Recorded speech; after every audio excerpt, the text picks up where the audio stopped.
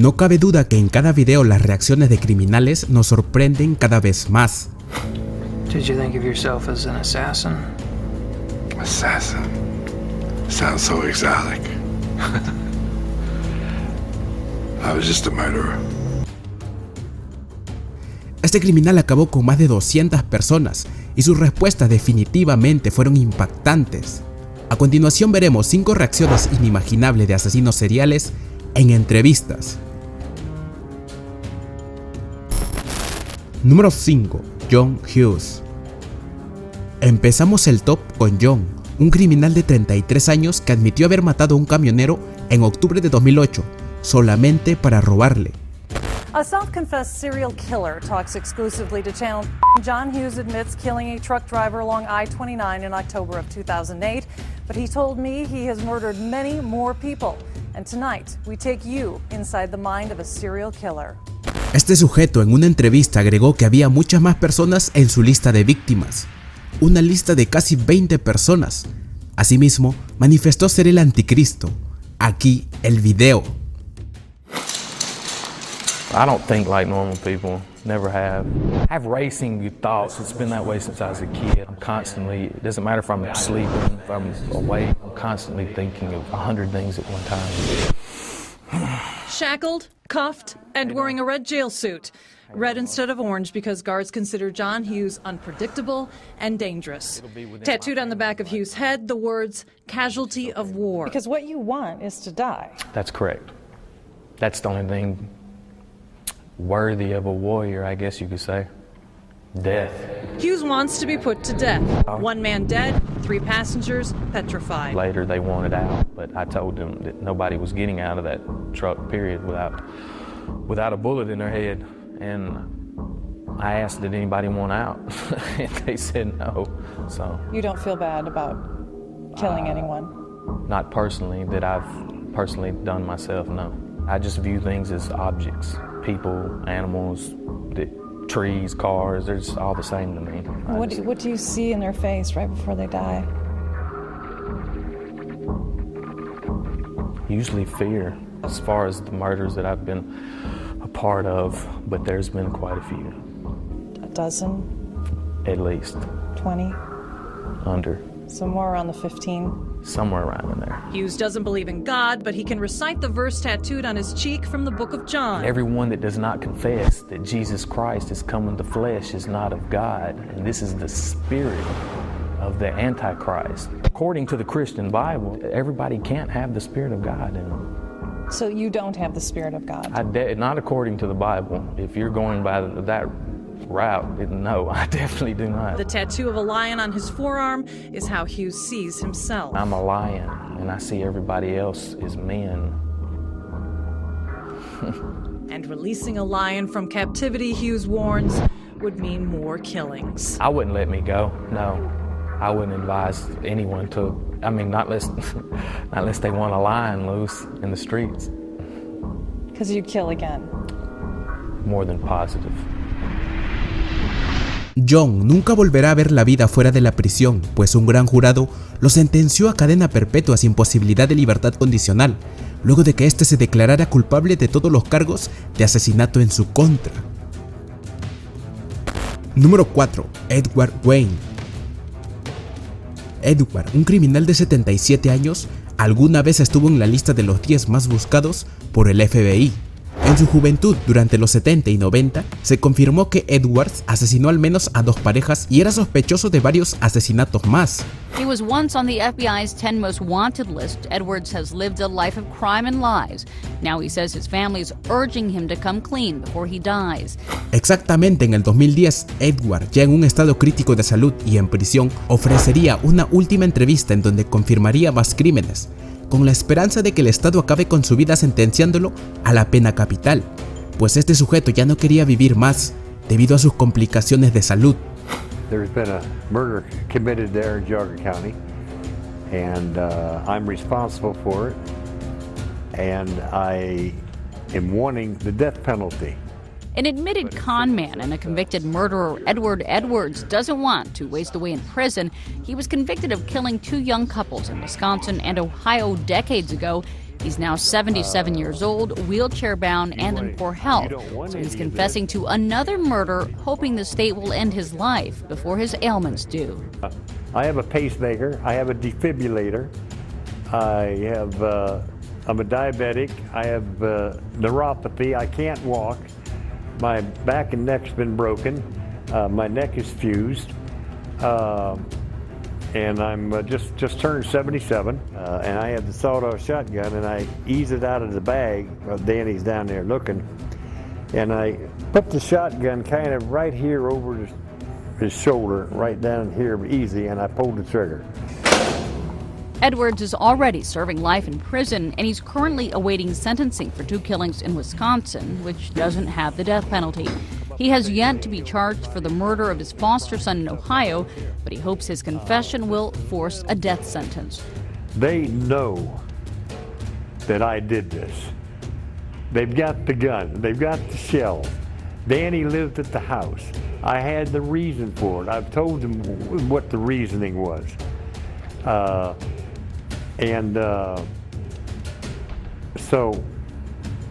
But they keep saying, we need to hit. And that's why I got ticked off and decided I was going to call you, and which I did. Luego de la entrevista realizada en el Centro Médico Correccional de Columbus, Edward lograría su cometido, pues el estado fijó su pena capital para agosto del 2011. Sin embargo, esta nunca se dio debido a que el criminal falleció meses antes por sus dolencias. Luego del deceso, los detectives del caso fueron más allá y finalmente vincularon a Edward con más de 100 asesinatos, incluyendo el de 3 asesinos seriales. Número 3. Gary Ridgway. Gary Leon Ridgway, o también llamado el asesino de Green River, asesinó al menos a 50 mujeres, poniendo en jaque a las autoridades estadounidenses durante las décadas de los 80 y 90, pues este sujeto pasó totalmente desapercibido. Su obsesión era acabar con trabajadoras sexuales porque decía, puedo matar a tantas como quisiera sin que me descubrieran. Para Gary, pocas de ellas se podían reportar como desaparecidas. Por eso veía más fácil secuestrar a trabajadoras sexuales. In the vehicle I had some, always had some, not always, but had some of my son's stuff in it, you know, that he left in there, or some Star Wars or something like that, you know, so it was like a family setting. In your vehicle? Yeah, so every time I opened up my wallet, there would be a picture of my son on one side, you know, behind my ID, there's my ID, I hide my name, flip it over, and there's my ID, and they'd see that, and that would lower any big defenses. And, you know, kids' toys, 8-year-old toys on the dash. The only thing that would be better than that would be to have your son in the car with you. That would be a incredible ruse. That happened once. What happened?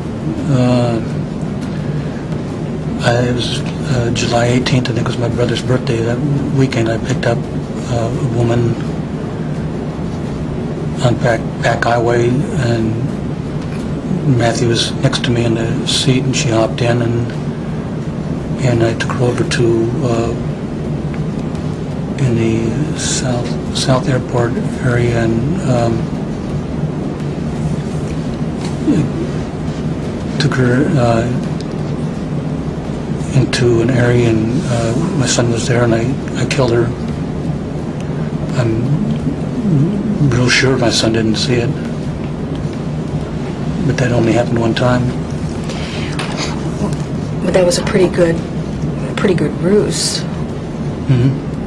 So why didn't you do it again? Well, for one thing, I didn't want my son to see that happen again, because that's when I was really killing a lot of them. I had him in my truck. One time he was sleeping, and I picked up another prostitute, but I didn't date her. Los investigadores, al profundizar en el tema, llegaron a una muestra de saliva que fue determinante para la captura de Gary en el 2001. 2 años más tarde, ante un tribunal, Gary decidió hacer un trato con la corte para confesar todos sus crímenes y ayudar a localizar al resto de víctimas. Con ello se libró de la pena de muerte, pero no de las 49 cadenas perpetuas consecutivas que le impuso el juez. Mr. Ridgway, how do you plead to the charge of aggravated murder in the first degree as charged in count 1 for the death of Wendy Lee Caulfield? Guilty. How do you plead to the charge of aggravated murder in the first degree as charged in count 2? Guilty. Guilty. Guilty. Durante la tan esperada sentencia, este criminal que parecía nada afectarle rompió en llanto. Las lágrimas del padre de una de sus víctimas descuadraron por completo a Gary. Mr. Ridgway, there are people here that hate you. I'm not one of them. You've made it difficult to live up to what I believe, and that is what God says to do, and that's to forgive. You are forgiven, sir. I'm sorry for killing these ladies. They had their whole lives ahead of them. I'm sorry for causing so much pain to so many families. Resulta necesario decir también que los investigadores sabían que Gary mentía. En realidad, habría asesinado a cerca de 200 mujeres, pero solo se confirmaron 70. Definitivamente su apariencia no encajaba en el típico perfil de asesino peligroso.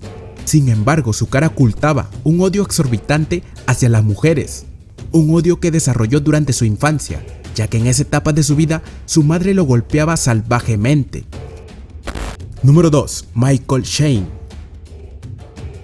Un programa estadounidense decidió entrar a la institución correccional de Sumter, Florida, con una misión muy clara: entrevistar a Michael, un peligroso criminal que acabó a golpes con la vida de su amiga de la infancia en el año 2007.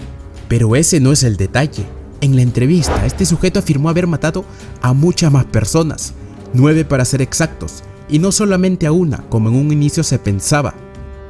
We were inside the high-security prison where he'll be for the rest of his life. I got so much stuff wrote down for you, Miss Gardner. So much stuff. I really got nothing to lose. Townsend says at a young age he was physically and sexually abused by his stepdad and family friends. I just caught hell there. And I was abused, bad, burned. You know, burned with cigarettes.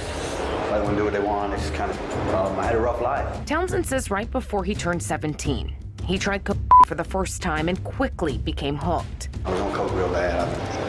It still don't work. Desperate to feed his addiction, he says he began breaking into safes at gas stations, convenience stores, and fast food restaurants. Around 1988, he says he and a woman met up to do drugs near a park. We started getting high, and we started fooling around, and I don't know if it's something she said or somewhere she touched me, and I just snapped. Townsend can't tell us what happened next. He says he only remembers waking up and seeing the woman beaten to death. I'm like, what the f***? She had a heart attack? She what? And I'm looking and the bruise. I said, oh, please don't. I don't know. I hate that word daddy. You know what I mean? Why you don't call him daddy? It's kind of perverted, ain't it? But despite not knowing what triggered him, didn't do it because they were bad people to me. He says he continued his drug-obsessed lifestyle that often ended with another woman dead. How many more? Only 9. 9 murders Townsend is now admitting to, including the one that landed him here in 2007. He says most of his victims, though, were strangers. My intentions are not to hurt no woman. Those are not my intentions. I didn't want to kill anyone. But he says he couldn't control himself. Look, we started fooling around. You know what I mean? And next thing you know, I'd snap. Townsend doesn't know what triggered him. I might even hit her once or twice. I mean, He just knows what he did. When I realized she was slumped, you know, I was like, oh man, God, what'd I do? Here we go again. I'll take her out of my car. Número 1. Richard Kuklinski.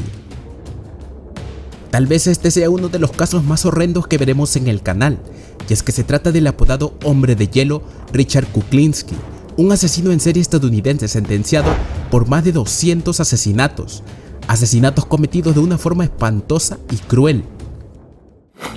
Did you think of yourself as an assassin?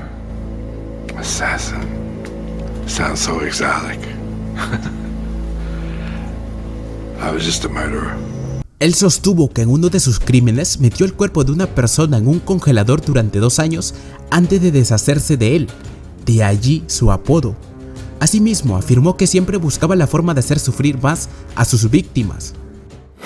He sometimes froze his victims' bodies to disguise their time of death, earning him the name of Iceman.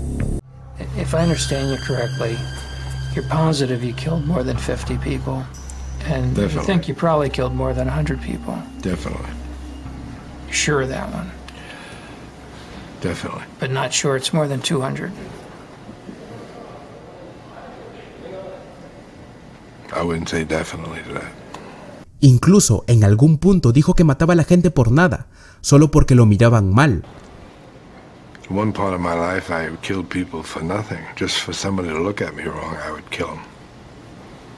Stab them, shoot them. Toda su vida fue un caos, pues de niño sufría mucha violencia.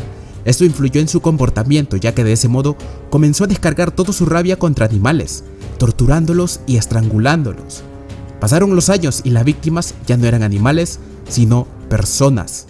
What's the worst beating you ever took from your old man? I don't think there's much difference in any of them. They were all pretty bad.